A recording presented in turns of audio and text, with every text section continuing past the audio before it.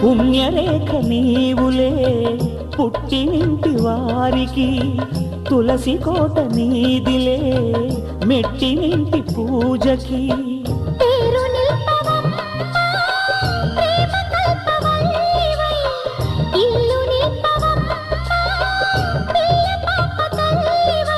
కుంకుమ పూల శోభలతో చల్లరో చల్లరో జాజి పూల చంగడాలు, మల్లెపూ బంతుల మంగళాలు.